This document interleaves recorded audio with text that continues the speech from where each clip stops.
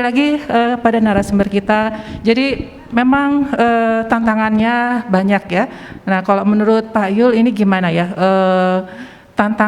Kira-kira tantangan yang ke depan ini seperti apa? Kita hidup di tahun 2021 ya. Waktu saya kecil dengar kata-kata 2021 tuh bayangannya sudah sangat canggih gitu ya, dan sekarang saat ini kita di tahun 2021 dan banyak hal-hal yang kami orang tua kadang-kadang tidak paham ini apa dan bagaimana. Kira-kira menurut Pak Yul bagaimana nih? Tantangan ya. Sebenarnya dengan paparan-paparan problematika permasalahan remaja tadi itu adalah tantangan pertama, Bunda ya. Jadi tantangan pertama yang kemudian membuat kita terkaget-kaget. Saya pernah berharap, Bunda, ada hasil riset yang menemukan bahwa beda katanya budaya remaja timur dengan remaja barat.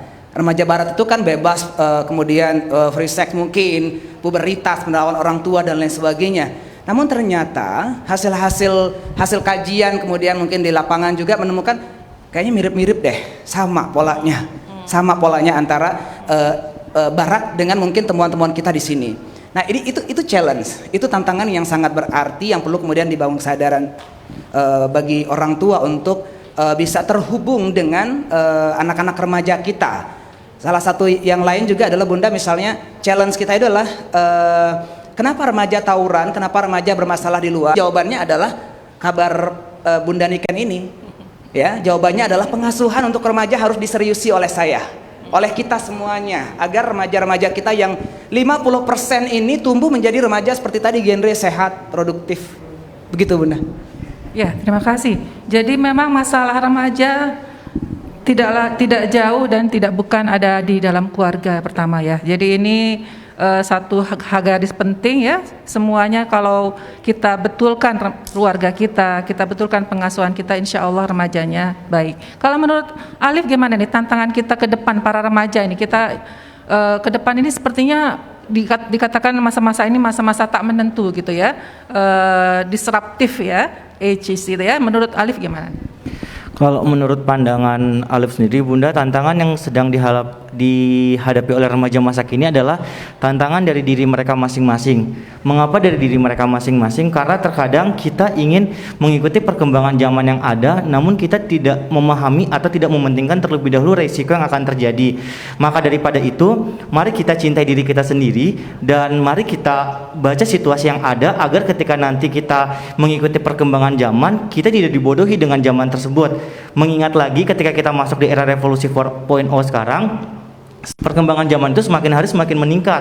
Maka daripada itu, marilah tanamkan di diri kita ini, ketika ingin menjadi seorang yang lebih maju di dalam perkembangan zaman ini, maka kita pahami terlebih dahulu situasi apa yang akan terjadi di masa yang akan datang. Jadi jangan pernah gegabah untuk melakukan segala hal yang akan terjadi tersebut yang akan datang, seperti itu, Bunda. Ya, terima kasih ya. Jadi tantangan kita bersama adalah bagaimana agar kita bisa belajar terus menjadi orang tua pembelajar dan memberikan mendapatkan ilmu-ilmu baru. Karena menjadi orang tua itu tidak pernah ada sekolahnya, ya. Kita tidak pernah diajari bagaimana membesarkan atau anak gitu ya, tidak pernah ada sekolah khusus tentang itu ya. Jadi memang menjadi orang tua adalah selalu belajar, dan anak kita bertumbuh maka kita pun harus bertumbuh. Dan mungkin selanjutnya kita akan memberikan kesempatan pada yang hadir pada sore hari ini untuk bisa memberikan pertanyaan-pertanyaannya terkait kajian kita hari ini, yaitu tentang kabar remaja dan masalah-masalahnya. Dalam kabar Bunda Niken atau kajian bareng Bunda Niken yang akan datang, kita akan memasuki segmen-segmen per topik yang tadi sudah saya sebutkan sekilas. Namun hari ini kita membicarakan tentang masalah remaja secara umum. Silakan, mungkin ada yang akan bertanya. Silakan, Ibu.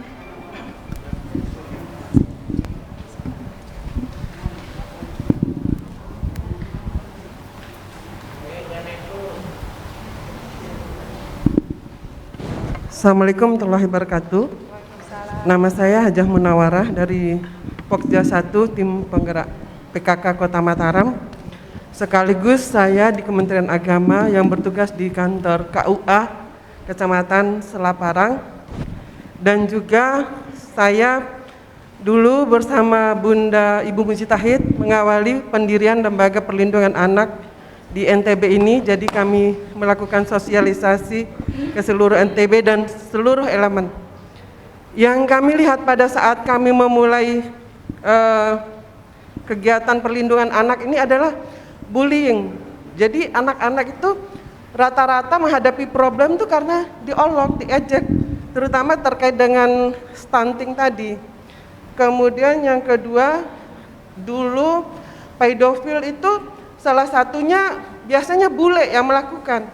Tapi sekarang dilakukan oleh orang-orang yang pernah mengalami saat masa kecil mereka. Mereka lah yang melakukan pedofil. Kemudian bahkan beberapa keluarga orang tua menjual anaknya, anak laki-laki kecilnya. Jadi itu. Mohon maaf karena saya pernah kena COVID, jadi agak ngos-ngosan masih kena long COVID. Kemudian terkait dengan proses pernikahan anak ini, kami khususnya di KUA sebenarnya udah ketat sekali.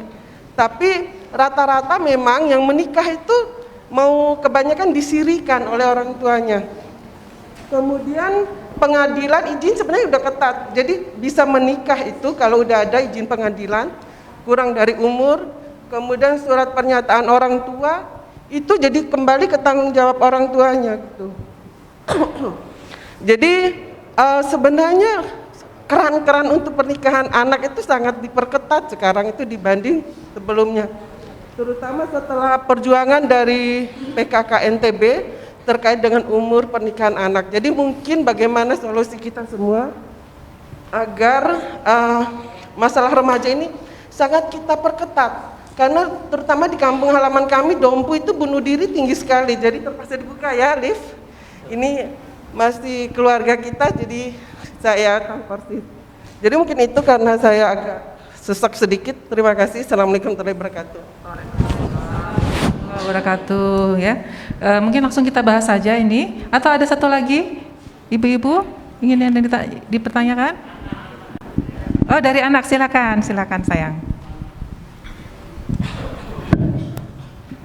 Bismillahirrahmanirrahim. Assalamualaikum warahmatullahi wabarakatuh. Saya Muhammad Zaki Al-Kusayi dari Formana. Ya, jadi Bunda, Ayah, Kakak, saya izin bertanya, apa saja sih yang bisa kita lakukan untuk mengatasi permasalahan remaja? Nah, saya sangat setuju dengan yang disebutkan Kakak tadi, bahwasanya banyak sekali permasalahan remaja yang terjadi. Terutama saya sendiri yang mengalami di lingkungan saya sendiri, terutama di lingkungan sekolah, di lingkungan rumah, ternyata terdapat banyak sekali permasalahan remaja. Nah, bahkan di lingkungan saya sendiri, anak-anak SD sekarang sudah memulai melakukan kenakalan karena media sosial sekarang, Bunda. Di Facebook, ya, di Facebook itu sekarang sudah ada yang namanya tempat jual beli. Di sana bahkan minuman-minuman keras, barang-barang terlarang sudah dijual, sudah masuk di dalam Facebook itu, sudah bebas untuk dijual beli. Nah, bahkan anak-anak di lingkungan saya itu sudah banyak yang meminum minuman keras seperti anggur merah. Ya, jadi itu menjadi tren di lingkungan saya. Bahkan di sekolah sendiri, ya, bahkan di lingkungan sekolah sendiri saat jam sekolah banyak anak-anak yang merokok. Ya, lolos dari pandangan, lolos dari pengawasan ibu bapak guru. Nah, jadi apa sih bagaimana cara kita mengatasi permasalahan remaja? Karena begitu banyak teori, begitu banyak masukan yang diberikan kepada remaja, tapi nyatanya di lapangan belum ada bukti bahwa permasalahan remaja itu dapat berkurang. Tapi semakin hari itu semakin bertambah. Ya, demikian. Terima kasih. Assalamualaikum warahmatullahi wabarakatuh. Waalaikumsalam warahmatullahi wabarakatuh ya. Sudah masuk 2 pertanyaan, mungkin nanti kita bahas dulu yang di sini sebelum nanti kita menjawab yang masuk melalui Zoom maupun melalui Facebook ya.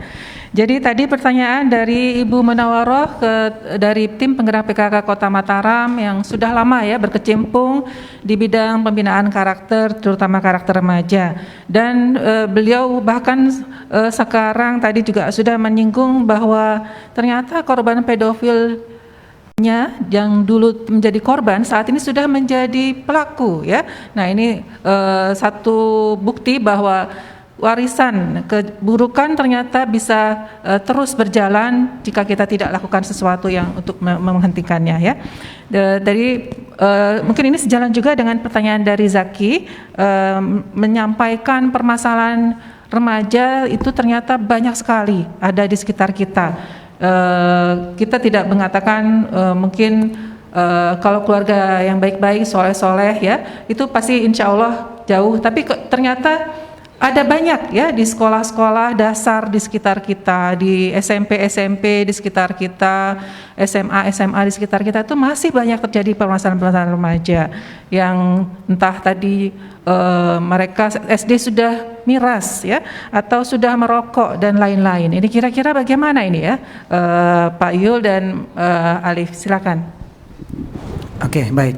Tadi menarik ya tentang kenapa akhirnya korban bisa menjadi pelaku. Ya, jadi kalau dalam kajian psikologi memang kalau tidak ada dibangun kesadaran pada diri korban, maka otomatis dia akan jadi pelaku.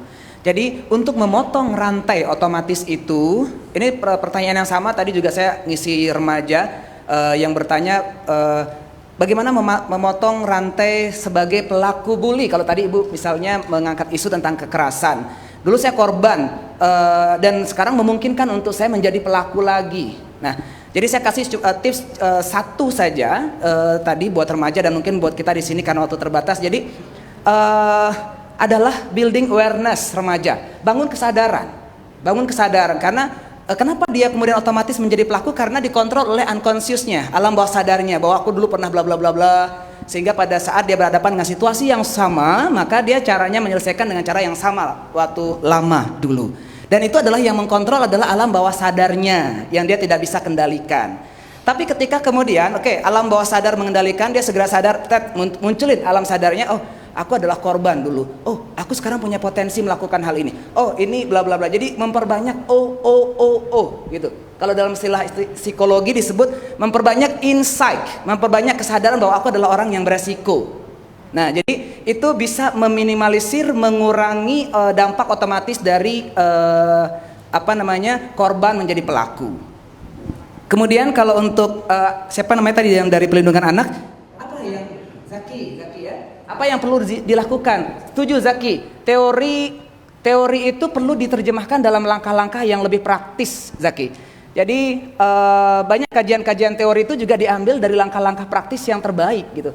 Maka mungkin yang menjadi pertanyaannya nanti buat kita semua adalah, ini sudah dibuktikan secara teori tapi ternyata kenapa kok nggak kerja ya, nggak ngefek ya? Jangan-jangan ada prosedur yang belum tepat. Jadi mungkin kita mengevaluasi cara kita mengintervensi remaja itu. Kalau benar, biasanya ada dampak, ada signifikan hasil, tapi mungkin ada alur-alur yang terpotong, terputus sehingga just sensing saja. Jadi program-programnya hanya sampai assessmentnya dengan intervensinya. Mungkin begitu. Terima kasih Pak Yul. Ini input baik sekali ya, pemerintah maupun organisasi masyarakat untuk mencoba membantu mengatasi masalah pemuda. Tapi mungkin kita harus terus mengevaluasi program-programnya ya. Silakan Alif. Baik Bunda, mungkin kalau dari saya pribadi Bunda untuk memberikan solusi, kalau untuk pertanyaan pertama mungkin alangkah baiknya kita mendirikan atau lebih membanyak pembuatan fasilitas ruang publik terpadu ramah anak, karena dengan adanya ruang publik terpadu ramah anak lebih banyak lagi, permasalahan anak itu akan sedikit demi sedikit akan mudah untuk diselesaikan. Selanjutnya adalah lebih banyak mempercepat terkait seperti yang telah dilakukan oleh pihak DPPA, yaitu seperti pembuatan kabupaten kota layak anak. Insya Allah dengan strategi yang telah dilakukan oleh pihak perlindungan anak, maka permasalahan remaja itu sedikit demi sedikit akan diselesaikan, karena hal tersebut akan membantu memberikan partisipasi terhadap hak hidup, tumbuh kembang, partisipasi dan perlindungan bagi seorang anak tersebut. Selanjutnya untuk dari Forum Anak NTB, strategi yang akan harus dilakukan adalah mungkin sangat singkat dan sangat mudah, yaitu dengan akal. Akal itu singkatan dari yang pertama agama, keluarga, lingkungan. Ketika kita kuat agama, ketika kita kuat di keluarga kita, serta ketika kita kuat di lingkungan, maka titik permasalahan tersebut tidak akan terjadi. Salah satunya dengan menerapkan 8 fungsi keluarga yang akan kita realisasikan bersama-sama di dalam keluarga tersebut. Dan lebih khususnya adalah memperdalam dan memperkuat diri kita sesuai dengan kepercayaan kita masing-masing. Karena ketika kita sudah fokus terhadap agama, insya Allah permasalahan tersebut akan mudah untuk diselesaikan. Terima kasih. Ya, tadi ya ada poin penting dari yang disampaikan Mas Alif nih, kita memperbanyak fasilitas-fasilitas untuk anak-anak dan remaja. Ini satu hal yang kayaknya memang kurang ya. Jadi selama ini kita mungkin dewasanya sibuk memperbanyak fasilitas untuk yang dewasa, tapi yang remaja dan anak-anak terlupa ya, entah fasilitas di mana mereka bisa berkumpul, berolahraga, bermain dan lain-lain ya. Seperti dulu kita pernah mengalami pandemi Covid di awal-awal, semua orang sibuk mempromosikan penggunaan masker, tapi ternyata masker untuk anak-anak terlupa ya. Nah, mudah-mudahan ini tidak kita teruskan ya, bahwa kita melupakan segmen terbesar saat ini dari penduduk kita, yaitu kaum remaja. Terima kasih. Saya ingin menyampaikan ada pertanyaan yang melalui Facebook ya, dari Syarlaili Humairoh. Mohon izin bertanya, remaja pada umumnya memiliki emosi yang labil, sehingga seringkali ketika mendapat masukan maupun arahan tidak menerima hal tersebut, bahkan marah. Bagaimana caranya sebagai orang tua untuk memberikan nilai-nilai positif tersebut? Adakah tips ataupun langkah yang tepat untuk bisa diterima sebagai remaja? Jadi mungkin nanti kita tadi sudah bicara ya, oh iya berarti orang tua harus menasihati ya. Sekarang orang tua sudah mulai belajar gitu ya. Tapi bagaimana caranya supaya remaja pun bisa menerimanya gitu ya? Mungkin ada yang salah dari pendekatan kita atau bagaimana Pak Yul? Ya, ada guru yang sarankan kepada orang tua, dia bilang gini, ibu jangan tanya anaknya dulu, jangan tanya dia, nanti kalau ibu tanya anak itu akan marah, jangan tanya dia. Nah, saya memberikan perbandingan, memberikan tambahan, ibu boleh bertanya kepada anak ibu, ya, boleh bertanya kepada anak ibu tatkala anak ibu siap. Karena kalau kemudian menunggu anak yang bercerita, belum tentu anak bisa mengkomunikasikannya. Jadi bapak itu bertanya kepada anaknya.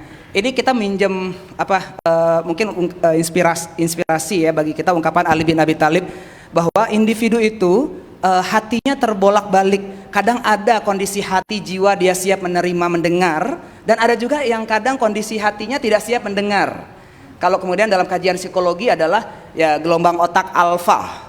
Itu ciri bahwa remaja, misalnya kalau orang tua mau masuk ke remaja untuk memberikan pertanyaan atau berkomunikasi, mungkin kalau di psikologi gelombang alfa, apa bentuk praktiknya gelombang alfa itu? Jadi ketika anak tenang, ketika dia nyaman, ketika dia mau berbicara, berdiskusi hal-hal yang ringan, pada saat dia kemudian tidak sedang bacu, kalau bahasa Lombok itu cemberut gitu ya, maka itu adalah kondisi di mana kemudian dia sudah siap diajak berbicara. Atau yang paling bagus adalah ketika anak remaja kita datang, ibu aku mau curhat boleh enggak? Nah itu udah keren banget itu. Nah terus tentang remaja, tentang emosinya, bagaimana ketika kemudian dia tidak bisa, dia emosi, dia marah, nanti kayaknya ada di regulasi diri itu akan terjawab di situ bahwa untuk kemudian bisa stabil secara emosi, maka harus berimbang, stabil akalnya, pikirannya, positive thinking gitu ya. Kemudian akan berpengaruh ke perasaannya, emosinya juga akan positif, dan tindakannya, perilakunya juga akan positif gitu. Nah, jadi mungkin sederhananya seperti itu ya. Jadi berlatih untuk mempositifkan cara berpikir kita, maka perilaku dan perasaan juga emosi termasuk di situ biasanya akan mengikuti cara berpikir. Jadi ini yang perlu kita latih adalah cara membangun pikiran positif. Mungkin next time kita bisa khusus belajar tentang hal itu, Bunda. Ya, jadi mungkin istilahnya kita mencari saat-saat di mana karena itu tenang, jiwanya sedang teduh, sehingga bisa masuk ya caranya ya. Mungkin seperti itu. Okay. Kalau Alif gimana? Kalau lagi ya? Tergantung sih Bunda. Kalau untuk Alif sendiri belum pernah seperti itu. Iya. Menarik ya. Dari Bayangkari Dompu, Ibu Asri Arif ya. Assalamualaikum warahmatullahi wabarakatuh. Waalaikumsalam. Izin bertanya Pak, bagaimana cara kita menyelesaikannya pada anak remaja dengan keluarga broken home? Nah ini ya, mungkin beberapa kali kita temukan ya biasanya yang bermasalah itu adalah yang tidak ada support keluarga. Broken home tidak harus kemudian berending pada problem. Broken home itu adalah anak pergi mondok, remaja pergi butuh misalnya. Saya punya klien juga remaja itu ada satu mobil, sampaikan begitu, tapi jangan rusak fungsi. Jangan rusak fungsi. Ibu tetaplah berfungsi sebagai ibu dan ayah dari jauh juga bisa tetapkan fungsinya. Jadi broken home itu rusak struktur tapi mari perkuat fungsi. Itu salah satu tips untuk melindungi anak-anak dengan broken home. Terima kasih. Jadi kalaupun broken home, asal ada yang memenuhi kebutuhan dari sisi-sisi fungsi keluarga. Agama yang pertama, sosial budaya, cinta dan Yang harus dijaga. Yang harus dijaga. Iya. Jadi walaupun broken home, kita harapkan bisa terpenuhi fungsi-fungsi tersebut. betul, Bunda. Dengan adanya fungsi tersebut, insya Allah kerusakan yang tadinya bisa mengancam ya pertumbuhan remaja ini bisa teratasi ya. Tapi kalau sudah terlanjur tidak ada fungsi-fungsi tersebut gimana ya kira-kira? Tidak ada fungsi artinya support sistem remaja itu nggak berkembang dan dia termasuk kategori remaja beresiko. Oh iya. Iya. Jadi inilah sekeliling kita, jika memang ada anak-anak di sekitar kita yang mengalami broken home, maka kita perhatikan kira-kira di sisi apa dia membutuhkan dukungan-dukungan tadi ya. 8 fungsi keluarga yang harus dia tetap dapatkan walaupun kondisinya tidak ideal ya. Mungkin seperti itu ya. Sangat bermanfaat nih tipsnya Pak ya. Kemudian ini tadi ada pertanyaan satu lagi. Oh, Arif tadi mungkin ada tambahan untuk broken home? Kalau untuk broken home itu sarannya sih Bun, untuk si anaknya atau si korbannya adalah perpecahan di dalam suatu keluarga itu jangan dijadikan suatu permasalahan untuk kita tidak bangkit, karena hidup di dunia ini bukan tentang semata-mata kita hidup dengan orang lain, tapi hidup di dunia ini tentang bagaimana cara kita menggali segala hal itu dengan diri kita masing-masing. Jadi kalau kita terlalu berpatokan dengan perpecahan yang terjadi pada keluarga, kita nggak akan bisa jadi orang maju. Dan kalau kita terlalu berpatokan dengan situasi permasalahan yang ada, maka sampai kapanpun kita nggak akan bisa menjadi remaja yang berguna bagi nusa dan bangsa, seperti itu Bunda. Iya, terima kasih ya. Iya, tadi juga ada pertanyaan lagi nih. Kita nggak apa-apa jawab pertanyaan ya, karena memang ternyata Cukup masih waktunya ya. Masih ada Masih ada waktu ya. 30 menit lagi untuk bisa kita bahas. Oke. Ada pertanyaan dari Nyonya Rina Mukhtarudin dari Bayangkari Rating Ropang, Kabupaten Sumbawa.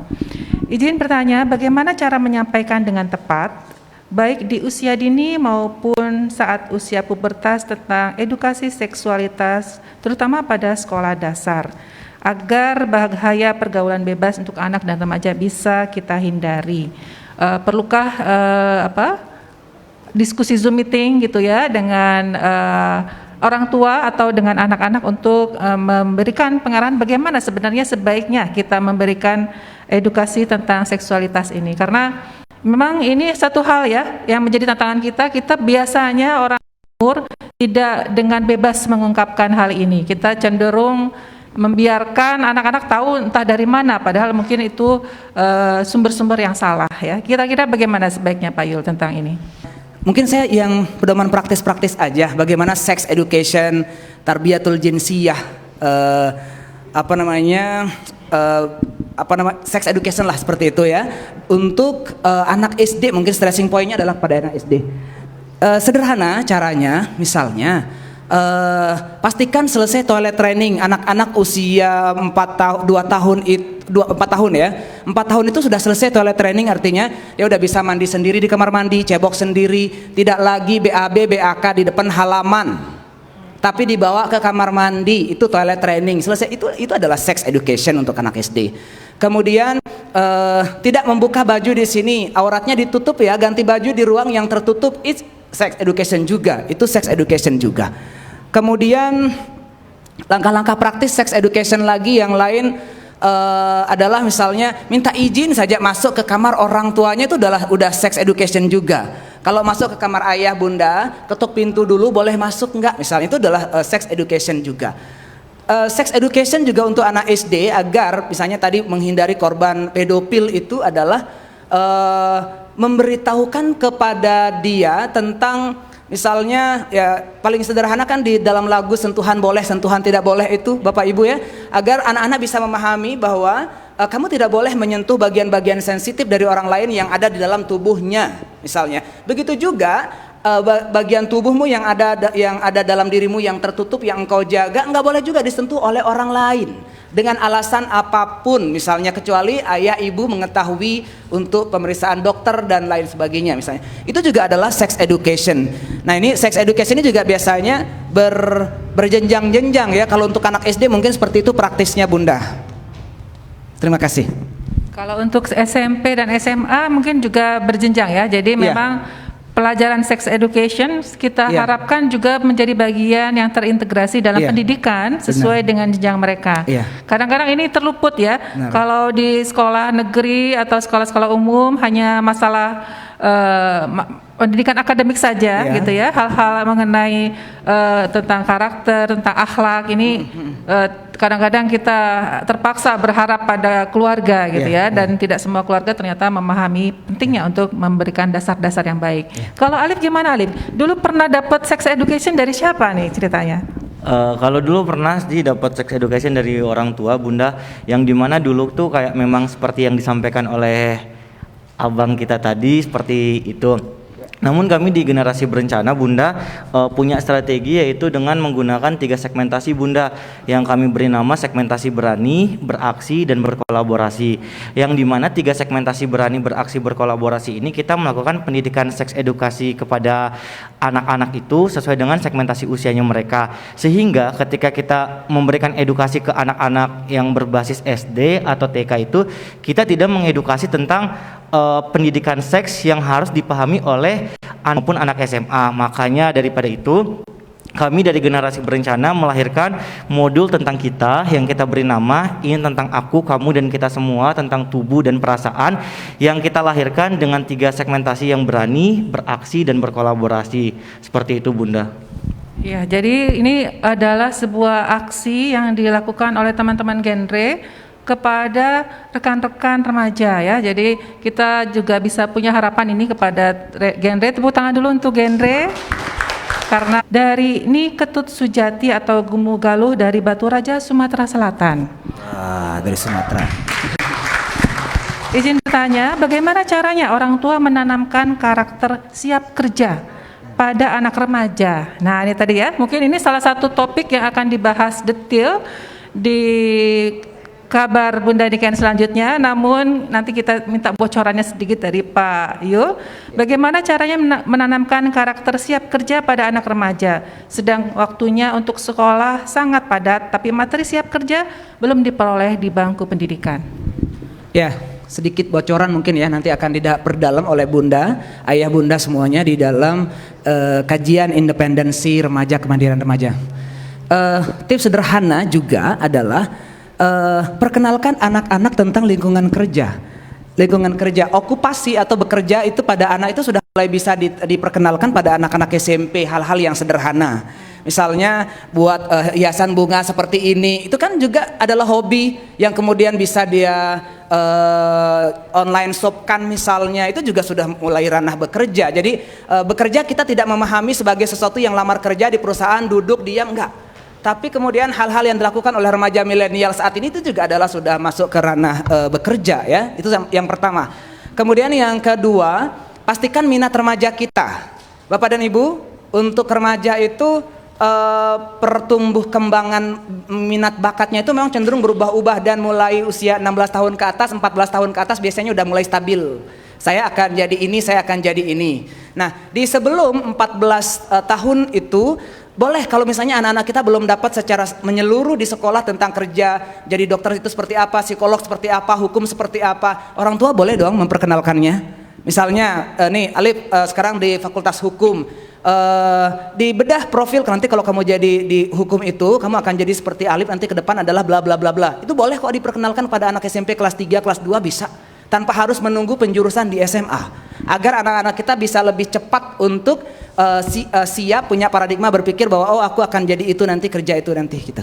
Terima kasih Bunda, demikian. Ya, jadi sejak dini pun ya, kalau kadang-kadang kita ada pengenalan profesi dari para orang tua kepada anak-anak di sekolah-sekolah. Kadang-kadang ada program seperti itu merupakan salah satu cara ya. Sejak TK bahkan sudah rame ya pengenalan Sekarang profesi ini ya, itu. sekarang sudah cukup ramai ya kegiatan-kegiatan ini. Jadi Pengenalan memang profesi. sejak kecil anak-anak itu sudah bisa kita sampaikan bahwa manusia itu akan beraktivitas dalam berbagai bentuk dan berkontribusi pada masyarakat dengan berbagai sisi. Kalau Alif mungkin gimana Alif? Jadi waktu pertama kali pengalaman nih, karena kita tanya remajanya ya, waktu pertama kali mendapatkan wawasan, oh ya saya mau jadi apa, itu umur berapa tuh Alif? Kalau Alif itu awalnya itu di umur SMP kelas 1. Itu awal mula tumbuh untuk bisa paham dengan apa yang akan Alif lakukan itu ketika Alif awalnya gabung di forum anak. Nah, dari forum anak itu kita paham dengan apa yang akan kita lakukan, apa yang kita harapkan untuk kedepannya. Dari forum anak lah mulai terbesit ini loh yang harus kita lakukan, seperti itu. Sama yang akan kita lakukan ketika kita ingin menumbuhkan potensi diri kita adalah dengan meningkatkan life skill kita masing-masing, seperti yang disampaikan abang kita tadi, seperti rajin-rajin membuat karya, atau misalnya memahami situasi dengan perkembangan dari sosial media yang ada, seperti itu Bunda. Ya, jadi kalau anaknya bagus ya, dia akan mencari dan mulai mendalami sendiri ya, kira-kira arahnya saya kemana gitu Ini ya. Alif tadi kelas 1 udah ketemu. Kelas 1 SMP loh, keren, luar kan? biasa ya. Bisa Iya. berarti anak-anak kita itu. Ya. Ada pertanyaan yang masuk dari Facebook, Yosafat Parulian Devinaldo.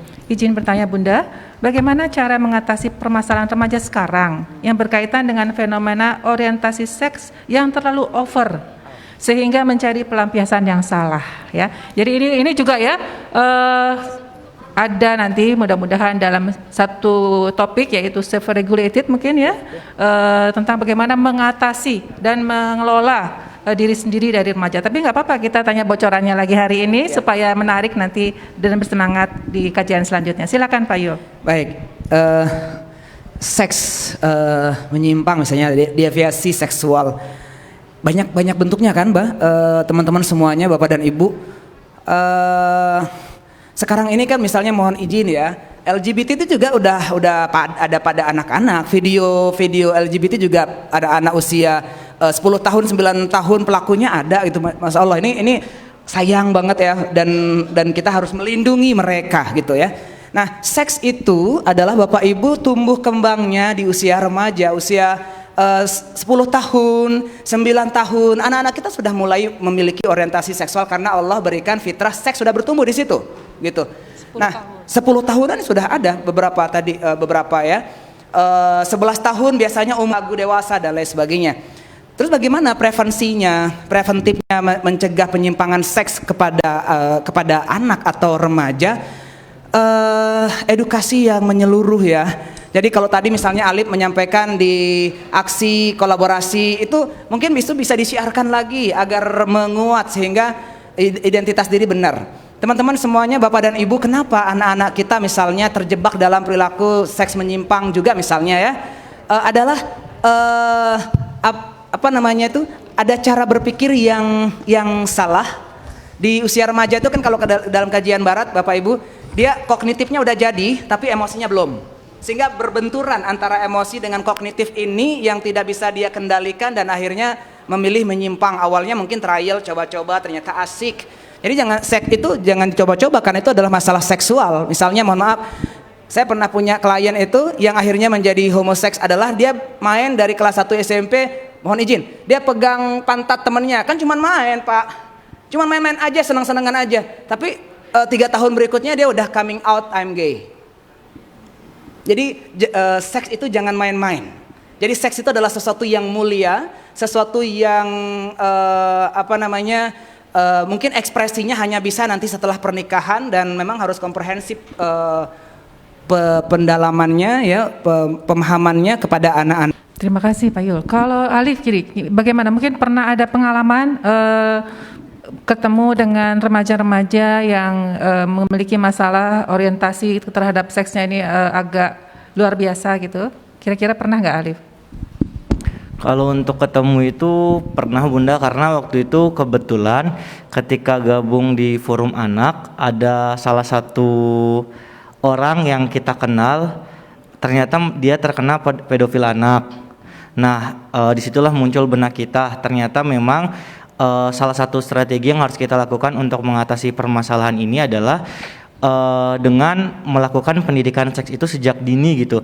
Sejak memang dari awal kita diwajibkan untuk memahami pendidikan seks itu harus kita tekuni sebaik mungkin, agar nanti ketika kita masuk di zamannya pubertas, ketika lagi zamannya kita pengen tahu nih apa sih sebenarnya ini, apa sih itu, jadi kita nggak kaget dengan situasi yang ada. Karena sekarang Bunda ternyata LGBT itu bukan hanya LGBT biasa, bahkan sekarang kalau tidak salah ada LGBTQQ+ kalau tidak salah, yang dimana kalau tidak salah LGBTQ+ itu Bun, sekarang itu penyimpangan kayak ada transgender dan transseksual itu yang benar-benar melakukan operasi jenis kelaminnya itu sesuai dengan apa yang mereka harapkan Bunda, yang itu malah loh yang lebih parah LGBTQ+ itu Bunda, seperti itu. Jadi memang dari awal mereka juga sudah kita bantu ya dengan lingkungan yang baik, dengan masukan yang baik agar tidak berkelanjutan seperti tadi ya penyimpangannya. Ya, terima kasih. Tadi sudah banyak beberapa pertanyaan dari media online. Mungkin yang hadir juga ingin gatal nih, pengen tanya juga. Silakan Ibu.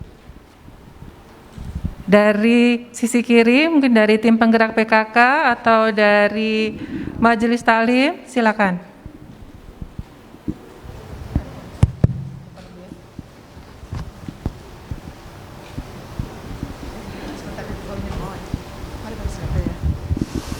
Bismillahirrahmanirrahim. Assalamualaikum warahmatullahi wabarakatuh. Waalaikumsalam warahmatullahi wabarakatuh. Hasbunallah ni'mal wakil, ni'mal maula wa ni'man nasir. La haula wala quwata illa billahil aliyil azim. Bunanikan hadirin yang saya hormati, kenakalan remaja atau permasalahan remaja saat ini, saya tadi sangat setuju kalau stimulasi pengasuhan yang belum optimal. Remaja-remaja kita sekarang berada di 4 lingkungan. Lingkungan pertama adalah lingkungan keluarga. Kita semua ketahui bahwa keluarga adalah pendidikan utama dan pertama bagi anak, atau madrasah bagi anak. Kalau di lingkungan sekolah, mungkin sebentar anak-anak kita. Jadi lingkungan pertama adalah lingkungan keluarga. Para orang tua bagaimana memberikan reward dan punishment untuk memberikan penghargaan dan kasih sayang terhadap anak-anak kita. Jadi pengetahuan orang tua supaya ditambah bagaimana memberikan reward dan punishment kepada anak-anak kita. Misalnya, kalau kita sudah tidak punya anak yang remaja, punya cucu misalnya. Kalau kamu bisa hafal surat Al-Muluk, misalnya, nanti nenek atau bapak kasih ini gitu. Itu merupakan penghargaan. Suatu kasih sayang atau perhatian orang tua kepada anak.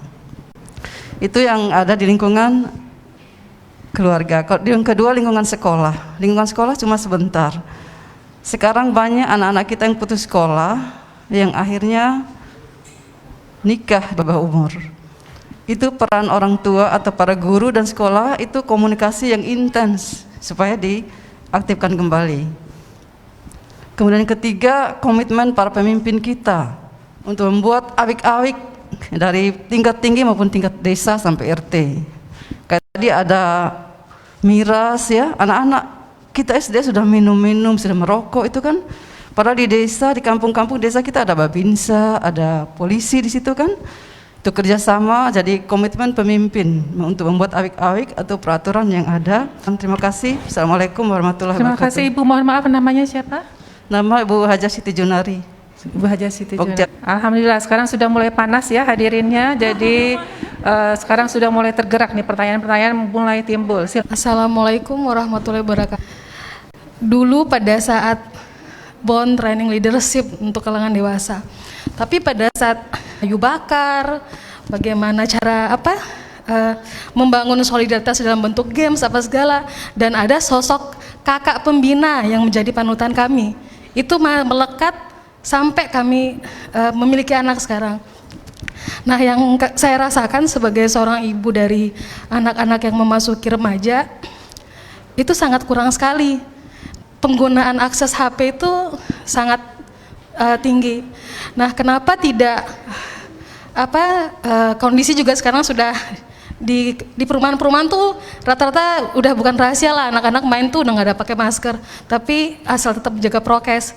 Nah, kenapa tidak dibangun suatu kegiatan, apalagi di sini ada genre NTB apa segala. Nah, suatu kegiatan yang misalkan ada event apalah, kegiatan-kegiatan yang seperti pramuka dulu, atau kegiatan-kegiatan leadership dari anak-anak. Terima kasih. Tadi ada saran-saran ya dari para ibu yang gelisah melihat kondisi remaja saat ini ya. Memang ya tadi sudah kita ketahui kita masuk zaman digital yang sangat berbeda dengan zaman kita sewaktu kita kecil, dan ditambah lagi dengan kondisi pandemi yang mengharuskan mereka tidak bisa lagi menikmati waktu-waktunya belajar di sekolah, bermain bersama teman, dan tiba-tiba harus di rumah dan terpaku pada gadgetnya. Ini sebuah kondisi yang sangat tidak ideal untuk pembentukan remaja yang sehat sebenarnya ya, tapi mau tidak mau harus kita hadapi bersama ya. Mungkin dari Pak Yul bisa tadi disampaikan, ada usulan-usulan tadi bagaimana menurut Pak Yul? Yang bagus-bagus sekali, zaman dulu juga sekarang jarang sekali ya yang main permainan tradisional ya, permainan sepanjang itu. Silakan Pak Yul. Baik, mungkin yang kedua tadi ya dari Ibu, kegiatan positif. Jadi menarik kalau misalnya pinjam ungkapan Imam Syafi'i, jika anak tidak disibukkan dengan kebaikan, maka dia akan disibukkan dengan keburukan. Gitu. Jadi memang benar nih, mudah-mudahan nanti dari kita, ini kan dari majelis taklim, dari instansi mana-mana gitu. Kalau misalnya dengan genre saja bisa membentuk alif-alif seperti ini dan banyak teman-teman yang lain. Kemudian organisasi peduli anak juga misalnya bisa membentuk anak-anak yang lain. Jadi mungkin ini diperbanyak, tidak hanya dilakukan oleh genre, tapi kemudian majelis-majelis taklim juga yang membuat event-event agar konsentrasi anak, energi anak teralihkan. Anak-anak yang cemas pada remaja yang saya temukan ini Bapak dan Ibu adalah anak-anak yang minim kegiatan. Dia hanya seharian dengan gadget doang, bosan juga dia, akhirnya menjadi rawan, menjadi rentan. Tapi ketika kemudian sekolahnya aktif, ada panggung, dia bisa diikutkan lomba, kemudian dia bisa datang silaturahim kemana gitu, maka energinya full ke positif gitu. Jadi memang setuju Ibu, itu mudah-mudahan menjadi kebiasaan kita untuk kemudian membangun camp. Saya sendiri izin, saya punya ada 3 jenis camp yang setiap tahun diadakan untuk anak dan remaja.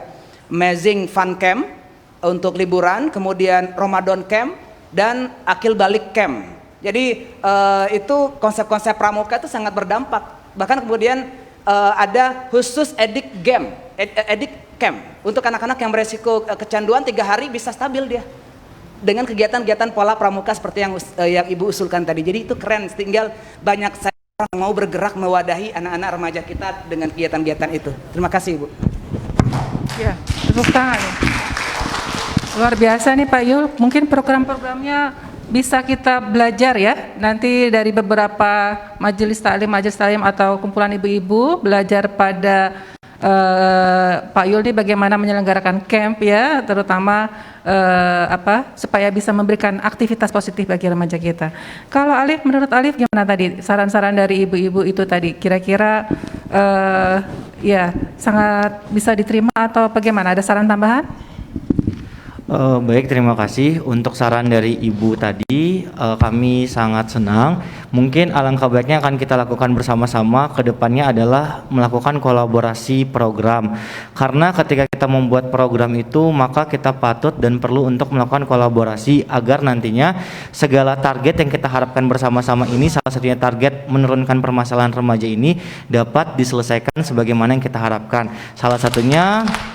Salah satunya membangun ruang terpadu ramah anak atau membangun ruang kreativitas tanpa batasnya. Dengan adanya ruang seperti itu, anak-anak dan remaja akan semakin kreatif lagi untuk ke jalan yang positif lagi. Dan alhamdulillah kami di Generasi Berencana Bunda kemarin telah melaksanakan salah satunya kegiatan jambore yang mirip seperti pramuka, yang dimana jambore ini kita melibatkan kurang lebih 50 remaja yang tergabung di 10 kabupaten kota, yang dimana penggarapannya itu hampir mirip dengan pramuka, namun memang sarannya Bunda tadi akan kami jadikan sebagai bahan referensi agar kedepannya kita bisa membuat pos-pos atau kawasan yang akan lebih mudah membantu menitikkan lokasi dari ruang publik untuk memberikan kreativitas terhadap remaja yang ada, seperti itu Bunda. Terima kasih sebelumnya.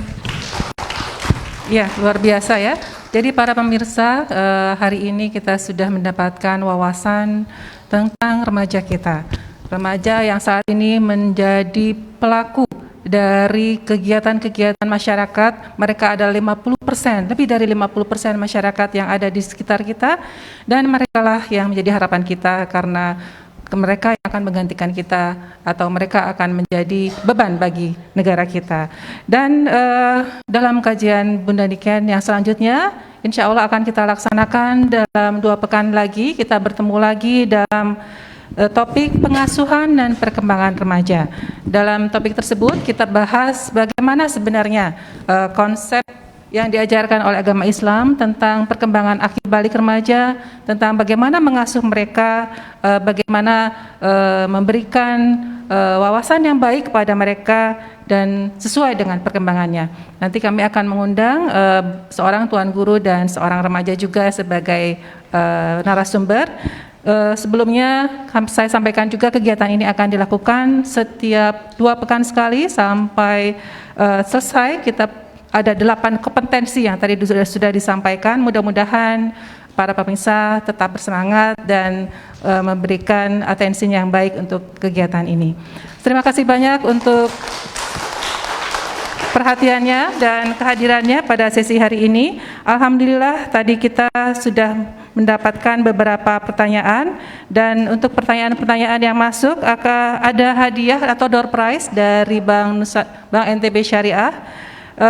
Di antaranya Ibu Munawarah, nanti silakan. Kemudian Ibu Siti, Ibu Zaki, Mas Zaki, Ibu Etik dari Al Hidayah Kota, dan 2 orang lagi yang akan disampaikan kemudian. Terima kasih sekali lagi untuk kehadirannya dan sampai berjumpa dalam Kabar Bunda Niken, kajian bersama Bunda Niken 2 pekan lagi. Wabillahi taufiq wal hidayah. Assalamualaikum warahmatullahi wabarakatuh.